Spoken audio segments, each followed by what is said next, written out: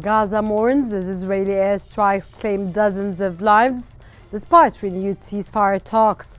In Lebanon, Tel Aviv has signaled that its occupation of parts of southern Lebanon may extend beyond the deadline stipulated in the United States brokered ceasefire agreement.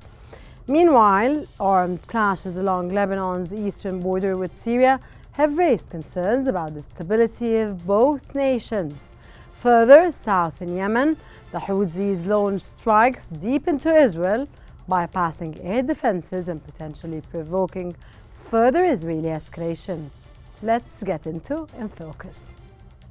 Ahram Online has reported that Israeli airstrikes on Gaza have intensified, with over 100 targets hit in the past 2 days. The Israeli military claims that it has eliminated dozens of Hamas fighters. Palestinian sources report numerous civilian casualties, including women and children. Since dawn on Sunday, 41 Palestinians were killed, including 27 in northern Gaza. The bombardment continues amid indirect ceasefire talks mediated by Qatar, Egypt, and the United States. Despite these negotiations, Israeli airstrikes persist, underscoring Israel's commitment to escalating military action in response to rocket attacks from Gaza. Since the start of the Israeli military operation in October, over 45,000 Palestinians have been killed.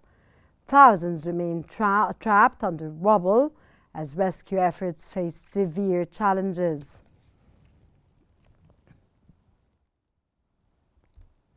And providing us with more analysis about the most recent updates concerning the Middle East tensions, joining us from Cairo, Dr. Mohammed Osman, an international relations expert. A very warm welcome, sir, and a happy new year. Sir, with rampant Israeli airstrikes ravaging Gaza, can ceasefire talks manage to make a breakthrough, or do we have to wait for the inauguration of the Trump administration before seriously anticipating such a development? And what do you expect from the Trump administration, sir? Thank you for having me, Rana, and Happy New Year to you too, and to the entirety of the Qnews family. Unfortunately, I am very skeptic about the probability of reaching a deal before the inauguration of the administration of President-elect Donald Trump. Unfortunately, Israel is bent on obstructing, as it has done over the past year and 3 months, any agreement in order to reach a ceasefire and a detainee exchange deal in Gaza. They are trying to prolong the conflict and the human suffering of the Palestinians in Gaza in order to create new realities on the ground that will entail the de facto annexation of parts of the Gaza Strip and the permanent reduction of the territories of Gaza, and making Gaza basically uninhabitable for the people for its local inhabitants, the Palestinians. So I don't think today there were reports that an agreement is imminent, that an Israeli delegation is going to fly to Doha in order to put the last touches on an agreement that can be reached within 24 hours. However, I doubt that this was within reach, and I think that we will have to wait until the inauguration of the new Trump administration. And I think when Trump comes along, he will be interested in finding a settlement. However, it will be with much stiffer and much more harsh conditions for the Palestinians, unfortunately. What, sir, from your own perspective or your own narrative, could be much stiffer than the situation that we are witnessing today? I think Trump might obstruct or not apply enough pressure on Israel in order for them to facilitate the entry of humanitarian aid into Gaza, especially northern Gaza. The Biden administration did place substantial effort on pressure, on Israel in order for them to allow the entry of humanitarian aid, for example. The Trump administration, I don't think so. They will be much more supportive of Israeli methods of military pressure on the ground, which include the intentional starvation of the population of Gaza, especially the population of northern Gaza. So I think the situation will be much worse. But ultimately, Trump wants a deal. He wants an end to the war. However, he wants an end to the war on even more favorable terms to the Israeli government led by Benjamin Netanyahu. So unfortunately, I see the way forward for Gaza from a very bleak perspective. I do hope that I'm proven wrong. I do hope that Trump surprises us, and he does, and he did surprise us on many fronts before. I hope he does surprise us this time. Okay, And sir. So you're more optimistic about the Trump administration than the Biden administration in light of what no, Biden no, today. I'm very pessimistic, You're very extremely pessimistic. pessimistic. Yes, yes. I hope I'm wrong. That's what I'm saying, but I'm very pessimistic, unfortunately. Dr. Mohammed, does the Houthis missile strike on Haifa expose Israeli air defense gaps, and could it signal a wider regional confrontation involving Yemen, sir? Of course, any missile defense system or air defense system, according to multiple military experts, cannot provide complete protection to any given territory, and that applies to Israel as well. Even though they have some of the most advanced missile defense and air defense systems in the world, however, they cannot. They are not impregnable, and missiles can pass through, including missiles and drones launched by the Houthi movement in Yemen. However, on the other hand, yes, I do believe that this will heighten regional tensions and will expand the already multi-front war of aggression that Israel is waging on several fronts in the region. And I think the Israelis will expand and intensify their airstrikes against the Houthis in Yemen. They have diminished and weakened Hezbollah during their aggression on Lebanon. They have destroyed basically or completely diminished the capabilities of Hamas in Gaza. The Assad regime, a key ally of Iran, has fallen, and now they are even acquiring more territories in Gaza and in Syria, and occupying more lands without any resistance. And now the only front that is left, or the only cornerstone of the so-called Iranian axis in the region that is left, is the Houthis. And now the Israelis are basically focusing on them. So I wouldn't be surprised if we find much more brutal airstrikes on Houthi controlled territories in Yemen over the next few weeks, especially after the inauguration of Trump, who has a very harsh Dr. stance. Osman, sorry to interrupt you, but before I have to, wrap up this segment. Sir, in an unexpected move, will the approval of $8 billion worth of arms sales to Israel by the Biden administration serve to embolden Israel's ongoing aggression on multiple fronts? And does it serve to strengthen the position of Netanyahu's government, given the sheer domestic challenges that are contending with, sir? Yes, and yes, it will embolden Netanyahu's Israel's government's aggression or aggressive behavior in the region, and it will also strengthen Netanyahu's position vis-a-vis domestic opposition inside Israel. And of course, this humongous arms deal is part of a huge pattern of unlimited and unconditional U.S. military support and political support for the Israeli occupation entity. The United States provided over $20 billion of military aid to Israel since the beginning of its genocidal aggression against Gaza and then Lebanon and Syria. And this trend continued throughout the Biden administration. And now the Biden administration is giving Israel a parting gift, and Trump is even expected to be more generous in this regard.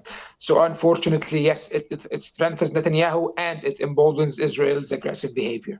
Okay, unfortunately, sir, Dr. Mohammed Osman, an international relations expert from Cairo. Thank you very much for your valuable information, sir, and your intellectual knowledge and your insights and informative knowledge, sir. And we move on to the Russia-Ukraine conflict, which intensifies. Ukrainian President Zelensky seeks enhanced air defense support during an upcoming meeting in Germany, while Russian forces target key supply lines. Meanwhile, President-elect Trump hints at playing a pivotal role in negotiations, adding a new layer of uncertainty to the crisis. The ongoing military actions and shifting diplomatic efforts signal a crucial turning point in the conflict.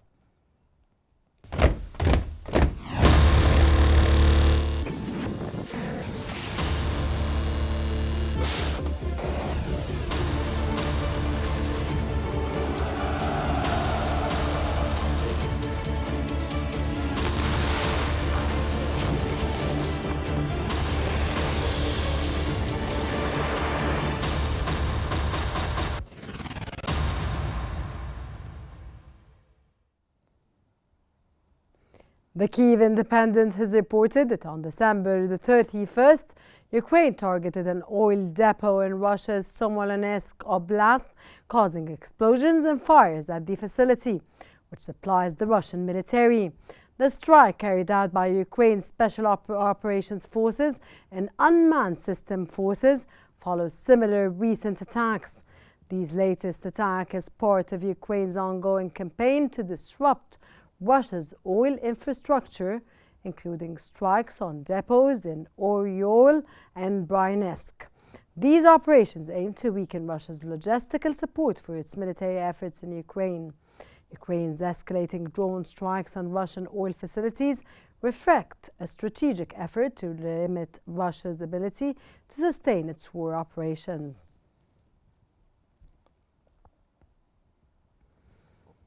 Providing more analysis about the most recent updates concerning the Russia-Ukraine conflict, joining us from Cairo, Dr. Mr. Ahmed Sayed, an international relations expert. Welcome, sir, to the program. And how could Trump's possessed mediation reshape the dynamics of the Russia-Ukraine conflict?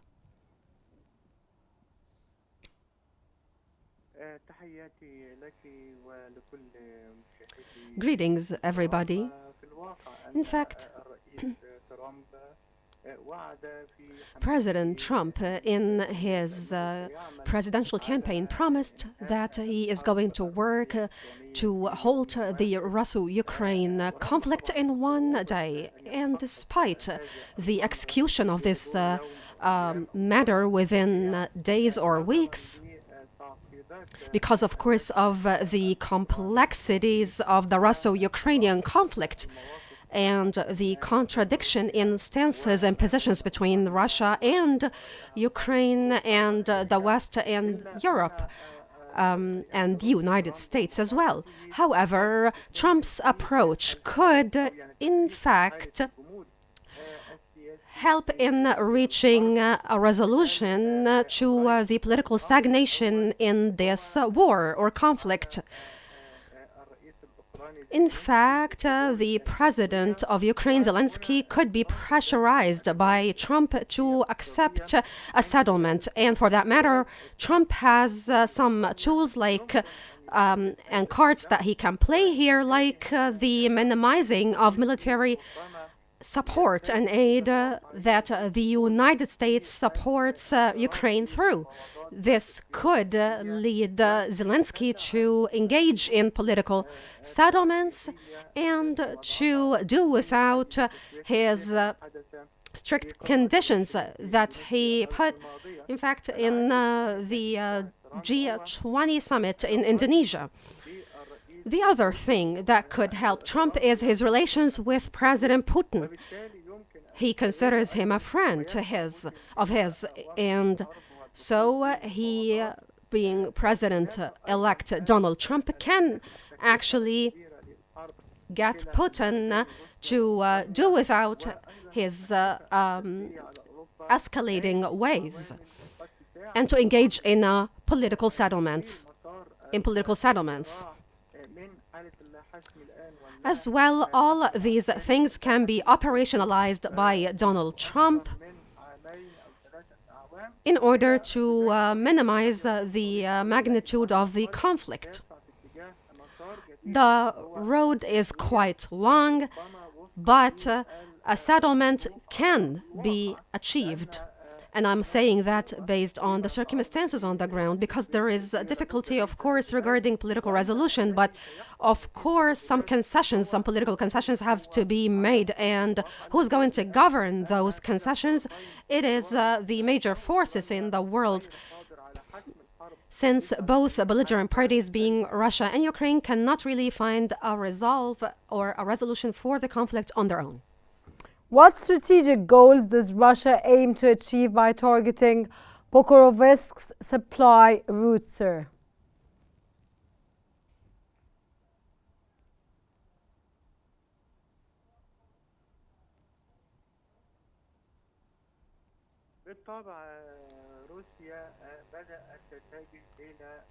Russia, of course, has been following a military escalating approach, and it has been trying to inflict the most harm possible on Ukraine in order to change the balance of powers and in order to impose a political settlement when President-elect Donald Trump comes to office officially.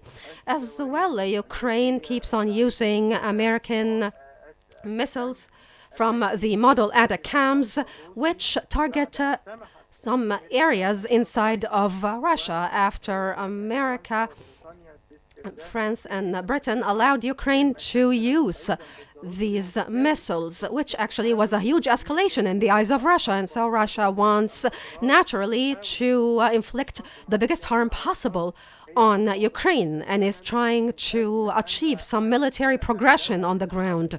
And here it is working against the clock. Russia keeps on doing that because it wants to impose its conditions. It wants a political settlement that actually allows it to preserve and to maintain the 4 territories to the east of Ukraine, Donetsk and the 2 counties of Kherson and Dobrodia, and Russia, of course, considers these counties and territories part of Russian territories, and the Russian annexation of these territories is considered by Russia as part of it being trying to preserve its national security. In fact, Russia is not going to leave these territories or hand them over to Ukraine because, or on the contrary, the West and Ukraine are not going to accept this practice by Russia, because this is going to lead Russia to intervene in the affairs of more adjacent states. And so Trump is going to drive some kind of a political consensual settlement between Russia and Ukraine. And this, for me, is actually the biggest problem here in this scene. And I believe that this is going to make it difficult for Trump to actually halt the war within the coming year. That was Mr. Ayman Sayed, an international relations expert from Cairo. Thank you, dear sir, for your insights and your valuable knowledge. And now we move on to South Korea, which faces an unprecedented political crisis following the impeachment of President Yoon Suk-yeol over his declaration of martial law. Massive protests, legal battles, and economic instability have deeply divided the nation. And before we begin our interview, I'd like to highlight an interesting perspective covered in the Washington Post under the headline, "Why South Korean protesters are using US flags and a pro-Trump slogan." The article delves into how both supporters and critiques of impeached President Yoon Suk-yeol have appropriated American political symbols like the Stop This Steal slogan and even the Virgin State flag to frame their opposing narratives. These symbols, often tied to freedom and resistance, reflect the polarization gripping South Korea and underline how global political dynamics are shaping local movements. It's a fascinating look at the interplay between domestic crises and international influences.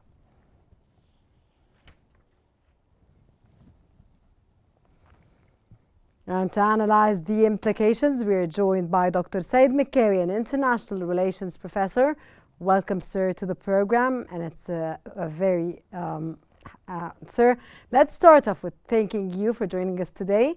Let me begin by asking, how did South Korea, a nation known for its democratic resilience, reach a point where a sitting president declared martial law only to be swiftly impeached by the National Assembly? Thanks a lot for having me. My utmost pleasure, sir. Yeah. Actually, the current political crisis in South Korea is the result of political struggle between the ruling party, People Power Party, and the opposition under the leadership of Democratic Party. And this was going on for a long time. When we know that President Yoon already won the presidential election with a difference of only less than 1%. And therefore, his political power was not this strong. And with the opposition parties controlling the parliament, it was difficult for him to implement his policies or to pass it with the legislatures. That's why this crisis, this current crisis, was a natural outcome of this political struggle between the two big parties inside South Korea. But what is surprising is President Yoon is reaching to the extent of leading a coup d'etat against himself. Leading, I beg your pardon, leading what, sir? A coup d'etat against himself. I mean, he is the president. He is number one in South Korea, and he was supposed to solve the political problems politically. But to go for declaring the martial law, this was against what we can call it political common sense. This was against the political common sense, and the outcome of or what we are seeing right now. You mean, sir, against the will of the population and of the South Korean people? Exactly. Common sense. Yeah.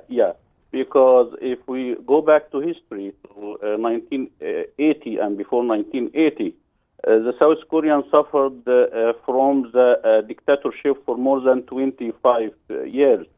And bringing martial law to implement it in the new 21st century was like a shock for all citizens of South Korea. They don't want to go back again, sir, to this bureaucracy again. No, actually... They want democracy.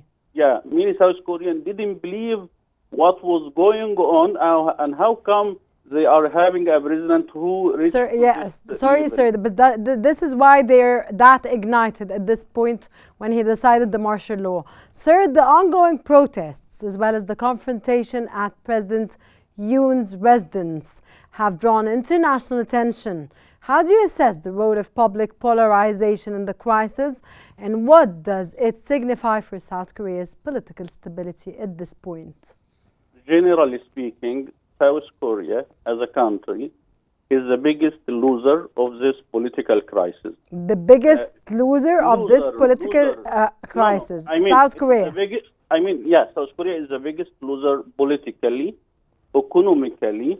The image of South Korea also in the world as a democracy is shaking. Definitely the people of South Korea are defending their own democracy, but this is not the right model which we used to have about South Korea. The second biggest loser is the ruling party in South Korea, which is People Power Party, because they are responsible for the current crisis. The president belonging to them and this political party, People Power Party, have to reduce the risk for South Korea by shortening the crisis, not prolonging the crisis. They are trying to buy time, delaying technique. Anyhow, I think in the end, President Yoon will be arrested. He will be tried by the court. Okay, Dr. Saeed Mekkawi, of course, this discussion, we needed more time, but unfortunately I have to wrap up the program now. An international relations professor from Cairo. Thank you, sir, for shedding light on this deeply complex and evolving situation. It's clear that South Korea is at a critical crossroads, and how it navigates this moment will have lasting effects on its democratic system and global recognition. That wraps up this episode of In Focus. Thank you for joining us, and stay tuned for more updates on Q News.